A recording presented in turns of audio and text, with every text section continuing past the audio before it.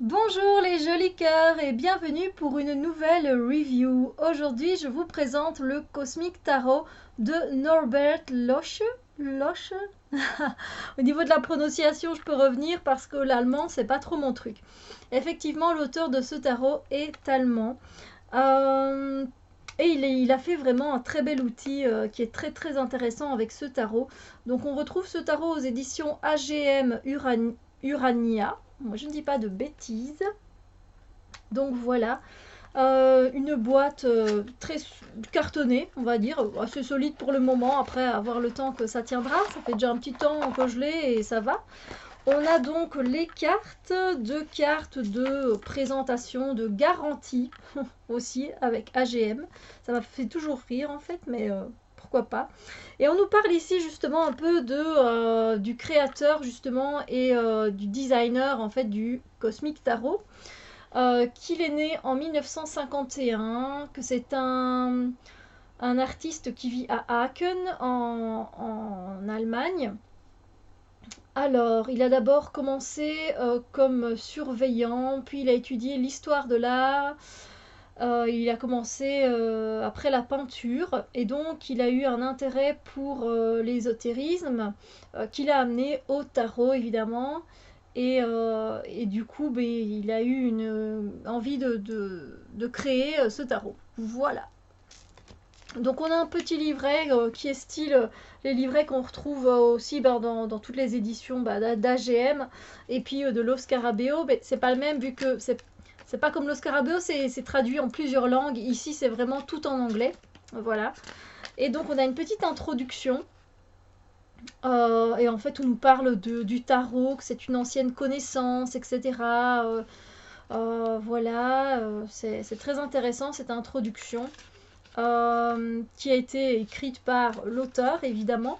Ensuite, on a la structure du tarot, voilà, au cas où si vous ne savez pas combien de lames majeures et de lames mineures se composent un tarot, vous avez une des informations. Et puis, vous avez les significations des arcanes majeures. Et puis, le même pour les arcanes mineures. Voilà. C'est vraiment la signification de la carte et du dessin qu'il a fait. Hein. Alors ensuite, il me semble qu'on a un tirage à la fin. Oui. Donc comment lire les cartes? On a une carte, deux cartes, une carte, trois cartes, pardon. Ensuite, on a un tirage à 5 cartes, un tirage à 7 cartes. Je les ai jamais testés, donc je peux pas vous dire. Et on a une carte, on a un tirage, en fait c'est la croix celtique, comme on la retrouve un peu partout avec 10 cartes, oui. Donc voilà, voilà. Oh, c'est tout pour le petit livret. Alors je vais vous montrer les cartes. Les cartes, moi je les ai pas coupées, j'ai pas coloré la tranche. Elles glissent très très bien. Les cartes, il n'y a pas de souci. Pour mélanger, ça c'est un pur bonheur. C'est vrai que quand on fait des tirages, c'est juste un régal parce que le mélange de cartes dure assez longtemps et on mélange bien. Donc ça c'est top.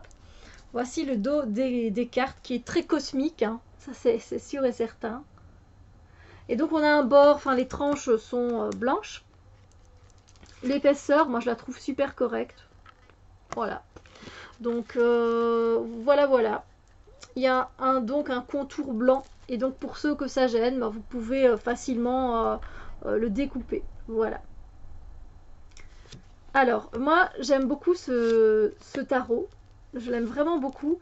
Et ce que j'aime bien en fait, c'est faire des tirages pour des relations. Voilà, tout ce qui concerne les relations, les sentiments, etc. En fait, il y a énormément de personnages.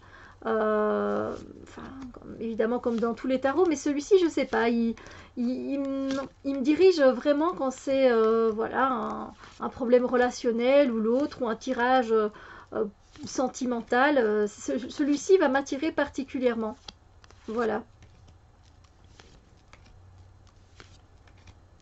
Je sais pas, il y a beaucoup, en fait, il y a beaucoup d'expressions dans les visages, la façon dont les corps sont mis. Enfin, moi, je trouve que les expressions sont très bien faites et du coup, on peut l'utiliser justement pour les relations entre les personnes. Voilà. Il a des couleurs particulières, hein, vous voyez, avec les teintes bleues qu'il y a sur les corps des femmes ou des hommes. C'est un peu particulier, effectivement. Je pense qu'on aime ou on n'aime pas. Hein. Clairement, c'est un, voilà, c'est un art que l'on aime ou que l'on déteste. Il y a des cartes qui sont... Enfin, je sais pas, je trouve que moi, l'ensemble, je le trouve assez harmonieux. Il y a des cartes que j'aime un petit peu moins, comme on vient de voir le 10 d'épée. C'est pas ma carte préférée. Après, il y a un côté assez... un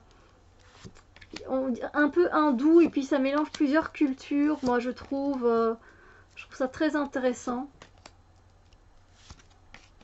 N'hésitez pas à me dire ce que vous pensez, vous, de ce tarot, si vous l'aimez ou comment vous l'utilisez. Donc moi, je vous ai dit particulièrement pour les relations.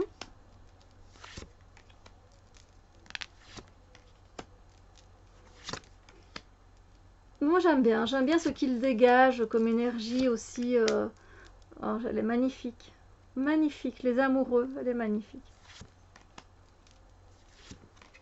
Voilà, je trouve que les sentiments sont bien exprimés. Voilà, et puis bon, on est dans un Rider-Waite, hein, ça vous l'avez compris. Avec quelques petites différences évidemment, mais on reste dans le style d'un Rider. Voilà. Alors, je le trouve magnifique, magnifique, magnifique. Après, bon voilà, chacun ses goûts, n'est-ce pas? Écoutez, on tirerait peut-être bien une carte pour voir un peu intuitivement quelle est l'énergie de votre journée. Hein, vous qui regardez cette vidéo, quelle est l'énergie principale de cette journée pour ceux qui regardent la vidéo au moment où ils la regardent. Quelle est l'énergie de l'après-midi, de la matinée, de la soirée, de la nuit, peu importe.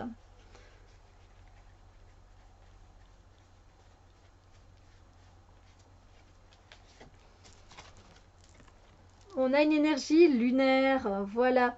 Et donc, on a une énergie qui va être basée sur l'intuition, sur la féminité, vraiment le fait d'écouter sa voix intérieure. Ça va être très important aujourd'hui pour vous d'écouter votre voix intérieure. Elle a vraiment des messages à vous faire passer. Ça va être aussi une journée assez émotive et assez sensible, où il risque d'y avoir un brassage énergétique au niveau des émotions. Voilà, pour une raison, pour une autre. Aussi donc axé sur le féminin, sur le fait de prendre soin de soi, de s'écouter, le côté aussi un peu distant, hein, avec la lune, le côté mystérieux, caché, donc peut-être des secrets, des choses voilà, qu'on n'a pas envie de dire, qu'on n'a pas envie de dévoiler. Donc voilà, c'est tout ce qui concerne également les capacités extrasensorielles, le développement de ces capacités. Donc voilà. Voilà, vous voyez un peu ce que ça donne en intuitif. Les cartes, moi je les trouve bien jolies. Le bleu comme ça ne me dérange pas.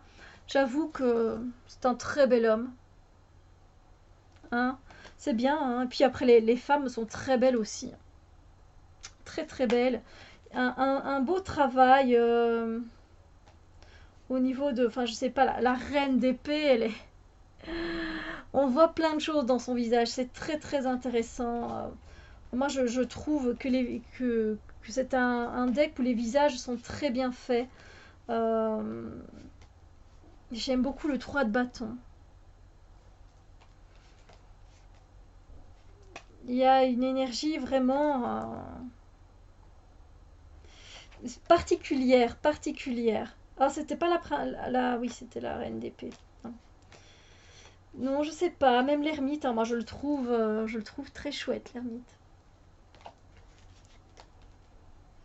Voilà, et puis, oui, c'est magnifique. Je trouve ça magnifique.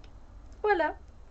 Mais écoutez, j'espère que cette présentation, même s'il est connu, hein, moi ça fait un bout de temps que je l'ai, ça vous a quand même fait plaisir, ça vous a donné peut-être envie de vous reconnecter avec lui, de retravailler avec lui.